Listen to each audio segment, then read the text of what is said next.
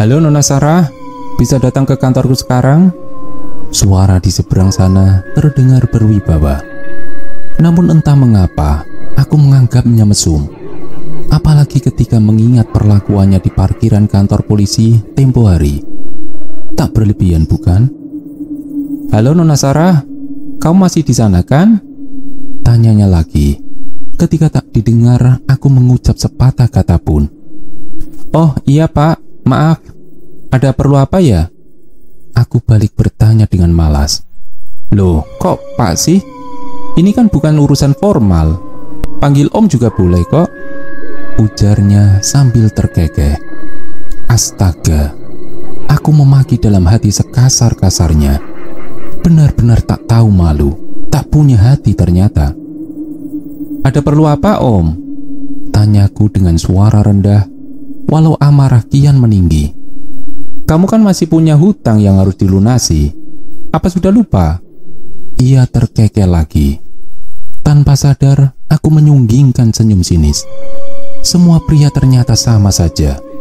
Hanya urusan ranjang yang ada di otaknya. Kenapa harus di kantor, Om? Pesan hotel kan lebih enak. Pancingku. Oh, pasti. Tapi kamu ke kantor dulu ya. Barusan sekretarisku menerima berkas dari kepolisian, dan aku pikir ada hal-hal yang harus kita diskusikan di kantor. Setelah itu, baru kita akan bersenang-senang. Kekehannya benar-benar terdengar memuakkan. Entah berapa kali aku harus menahan agar makian tak meluncur keluar dari mulutku.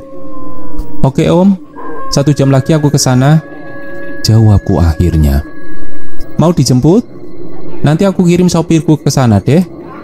Tawarnya antusias. Gak usah om, aku datang sendiri aja. Langsung menutup telepon sambil menghembuskan nafas berat. Rencana-rencana jahat mulai berputar dalam kepala, hingga membuatku tak sadar, menyunggingkan senyum sinis kemudian terkekeh pelan. Bingo. Baiklah Swangga, giliran kamu sekarang. Bisikku lirih. Baru saja berucap demikian, terdengar suara tawa keras yang tak terlihat wujudnya. Tapi aku tahu bahwa pemilik suara itu sudah sepenuhnya mengerti apa yang kuinginkan. Aku sungguh tak peduli bila nantinya aku akan mendapat masalah lagi. Yang penting sekarang, laki-laki itu lenyap dari pandangan. Sungguh memuakkan.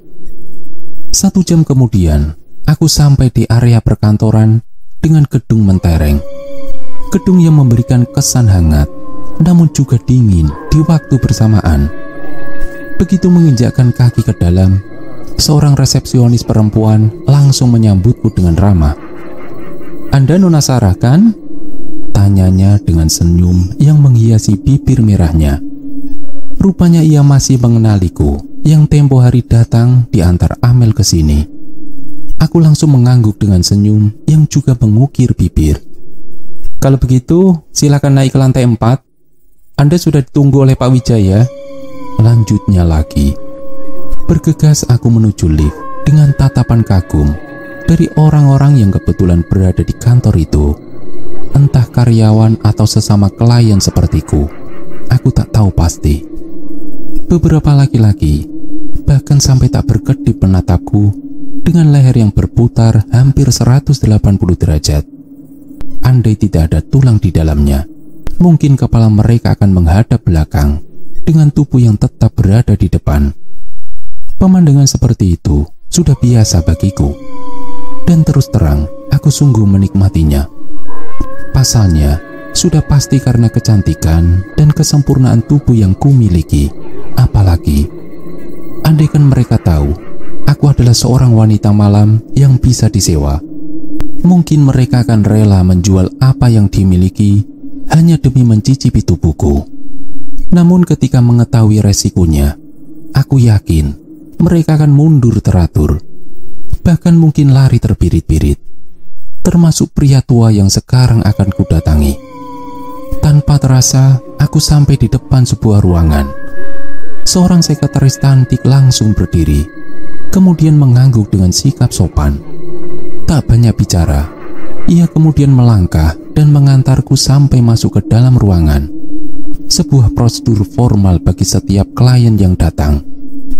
"Permisi Pak, klien Anda sudah datang," ujarnya masih dengan sopan santun yang sama. "Kamu boleh kembali ke tempatmu.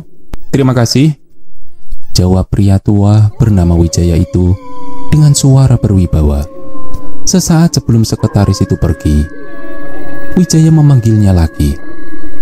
"Oh ya Amanda, nanti sebelum saya instruksikan, jangan ada yang mengganggu. Batalkan juga janji temu untuk sekarang, karena seingat saya, tidak ada hal yang mendesak kan? Tolong jadwal ulang saja semuanya, oke?" pintanya. "Baik Pak," jawab Amanda sambil berpamitan. "Nona Sarah, kamu sungguh cantik," puji Wijaya sepeninggal sekretarisnya. Ia berjalan mendekat, memindai tubuhku dari atas sampai bawah sambil bersiul kagum. Dan kini, ia berada tepat di belakangku. Nafasnya menghembus kasar mengenai rambut. Namun anehnya, tengkukku terasa dingin dengan dada yang berdebar hebat. Perlahan tangannya terangkat untuk mengusap lengan atas, kemudian turun dan berhenti lalu melingkar di atas perut. "Apa sih Om? Katanya ada yang mau didiskusikan," tanyaku kesal. Tak sabaran juga rupanya bandot tua ini. "Tunggulah, cuma sebentar. Apakah ini juga sudah masuk tarif? Kalau begitu, aku akan segera transfer berapapun nominal yang kamu mau. Kalau kurang, semua konsultasi sekarang sampai akhir akan kugratiskan," jawabnya dengan nada suara yang terdengar meremehkan. Aku berdecih dalam hati. Orang-orang seperti ini memang selalu menganggap bahwa semuanya bisa dibeli dengan uang dan kekuasaan, seolah dunia ini berputar di bawah kaki sesuai kehendaknya. Benar-benar angkuh. Senyum sinis segera terukir dari bibirku. Tentu saja ia tak mengetahuinya. Sekarang aku harus tetap waspada. Andai saja Wijaya ingin menuntaskan semuanya di sini, sesuai pesan yang tersirat pada sekretarisnya beberapa menit lalu. Perlahan pelukannya semakin mengerat, diiringi ciuman-ciuman kecil pada leher dan gigitan ringan di daun telinga. Dadaku semakin berdebar tak karuan, apalagi ketika kulihat Aswangga sedang menatap menyalang ke arah kami dengan wujud cebolnya. "Om," panggilku dengan suara tercekat, menahan gelora nafsu yang sukses terpancing. Tangannya yang bergerak liar segera ku genggam agar berhenti. Namun ia tak menyerah begitu saja. Tanganku segera ia telikung ke belakang punggung dengan sebelah tangannya, sementara tangan satu tetap menjelajah sesuka hatinya. Rasa gelisah semakin kuat mencengkeram dada, apalagi ketika kulihat Aswangga dengan air liur yang menetes melalui taring panjangnya sudah bersiap untuk memasuki tubuh. Kepalaku menggeleng dengan cepat, isyarat agar Aswangga mengurungkan niatnya. Aku memang ingin Wijaya mati, tapi tak di sini. Konsentrasiku sekarang terbagi antara Aswangga yang hanya berjarak kurang dari 1 meter di depanku, atau Wijaya yang kini semakin merapatkan tubuhnya di belakangku. Tiba-tiba terdengar suara telepon berdering di atas meja. Wijaya kemudian berhenti setelah mendengus kesal, dan ini adalah kesempatanku untuk melepaskan diri. "Tuh Om, teleponnya diangkat dulu. Siapa tahu telepon penting," ujarku canggung dengan nafas yang masih terengah. "Shit," umpatnya kesal, seraya melonggarkan dasi dan mengacak rambutnya gemas. Kemudian melangkah gontai ke arah meja. Bergegas aku merapikan baju dan rambut yang pasti terlihat acak-acakan.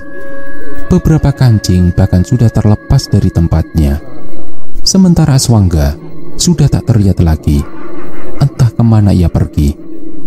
Terdengar Wijaya berbicara dengan nada marah dan gusar. Kemudian suaranya mulai melunak ketika menyebut satu nama yang hingga saat ini mampu menyebabkan debar hebat di dalam dada. Mataku menyipit dengan pendengaran dipertajam. Benarkah orang itu yang dimaksud? Baru saja Wijaya mengakhiri pembicaraan dengan kalimat terakhir, "Antarkan dia ke sini." Sekretaris yang bernama Amanda itu kembali masuk ke ruangan dengan seseorang yang selama ini ku kenal mengiringinya di belakang. Jantungku seakan melompat dari tempatnya. Kebetulan macam apa ini? Kami bersitatap cukup lama, seakan seluruh benda di dalam ruangan ini menghilang dan hanya menyisakan kami berdua. Ia diam mematung dengan ekspresi kaget yang terlihat kentara. Matanya terlihat berkaca-kaca ketika menatapku, sementara tangan kanannya yang bergetar tampak terulur. "Selamat datang Pak Heri. Kebetulan saya sedang berdiskusi bersama klien." Suara Wijaya berhasil membawa kami kembali pada kesadaran masing-masing. "Oh ya, perkenalkan ini..." Belum juga Wijaya mengakhiri ucapannya, orang di depanku ini langsung memotong pembicaraannya. "Neng Lastri, mohon maafkan Akang." Suara Kang Heri terdengar bergetar. Sementara Wijaya tampak kebingungan. Matanya secara bergantian melihat ke arah kami berdua.